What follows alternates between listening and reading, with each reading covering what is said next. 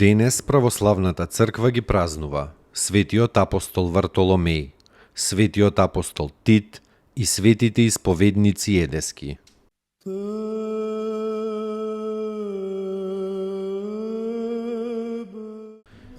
Светиот апостол Вартоломеј. На овој ден се празнува преносот на неговите мошти, додека неговиот главен празник е на 11 јуни. Кога овој голем апостол бил распнат на крст во Албанопол, ерменски, христијаните го симнале неговото тело и честно го погребале во оловен сандак. Па бидејќи на гробот на апостолот се случувале многубројни чуда, особено исцеленија на болни, поради што се зголемувал бројот на христијаните, незнабожците го зеле ковчегот со моштите на Вартоломеј и го фрлиле в море. Во истото време фрлиле уште 4 ковчези со мошти на 4 маченици – Папијан, Лукијан, Григорий и Акаки. Но по Божја промисла ковчезите не потонале, туку носени од водата допливале. И тоа, Акакиевиот ковчег во градот Акалус, Григориевиот во Калабрија, Лукијановиот во Месина, Папијановиот на другата страна на Сицилија, а на Вартоломеј на Лимпарските острови. По некое таинствено откровение, епископот Липарски, Агатон дознал за приближувањето кон Липар на моштите на светиот апостол Вартоломеј. Агатон со клирот и народот излегол на брегот и го дочегал ковчегот со голема радост. Во таа прилика се случиле многу исцеленија на болни од моштите на светиот апостол. Моштите биле положени во црквата на светиот Вартоломеј и тука лежеле до времето на Теофил, иконоборецот, па бидејќи муслиманите ги нападнале Липарските острови, моштите на апостолот биле пренесени во градот Беневент. Така Господ го прославил својот апостол со чудата за време на животот и после смртта.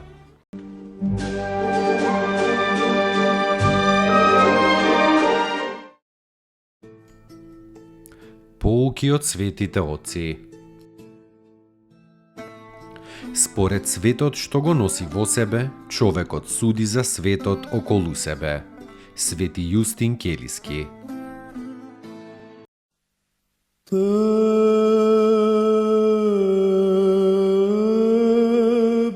Светиот апостол Тит. Еден е од 70 мината.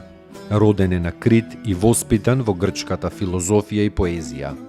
По повод на еден сон, тој зел да го чита пророкот Исаија и се посомневал во сета елинска мудрост. Слушнувајќи за Христа Господа, тој отишол во Ерусалим со уште некои критјани и лично ги чул зборовите на Спасителот и ги видел неговите моќни дела. Неговото младо срце се прилепило до Христа.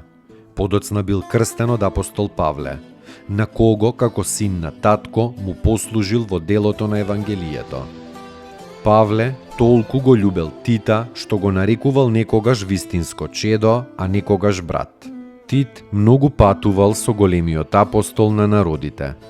Од него бил поставен за епископ Критски. При страдањето на Павле во Рим бил присутен и Тит и честно го погребал телото на учителот и својот духовен отец. Потоа се вратил на Крит, каде што со голем успех ги крштевал незнабожците и мудро управувал со црквата Божја до длабока старост. Се упокоил во 94-та година од својот живот.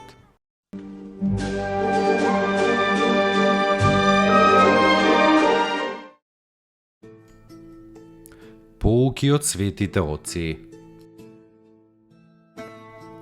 Кој не сака самиот да се смири, ќе го смири животот, но животот и нема баш пријатни методи за тоа.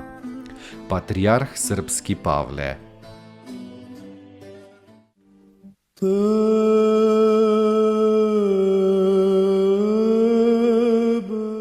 Светите исповедници едески. Многу страдале посамици и во прогонство за верата православна во времето на царот Валент, која поддржувала Риевата ерест. Но за време на царот Теодоси биле ослободени.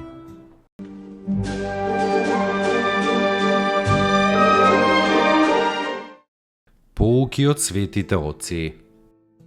Сиот наш живот е прекрасна тајна, позната единствено на Бог.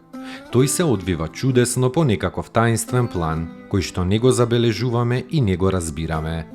Секогаш и во се постои некаква поврзаност на околностите, но целта на таа поврзаност нам не ни е позната. Ние го сфаќаме значењето на оваа или онаа ситуација, но во сето тоа постои длабока смисла. Нема ништо случајно во нашиот живот. Преподобен Варсануфи Оптински. Достойно est Јаково истину, блажити Тја Богородицу, присно блаженују и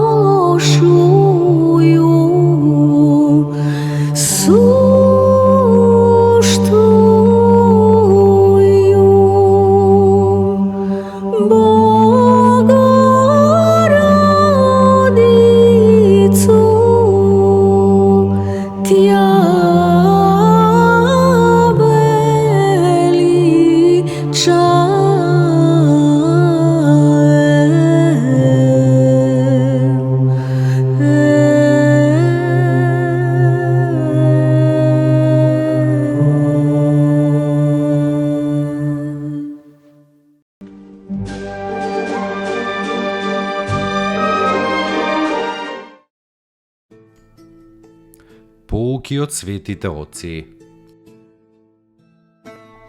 Никогаш не сум видел никој да се поправи преку гнев, туку секогаш преку љубов. Тогаш тој е спремен дури и на жртва. Значи така треба да постапуваш.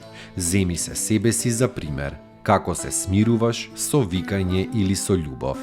Свети Јосиф Исихаст.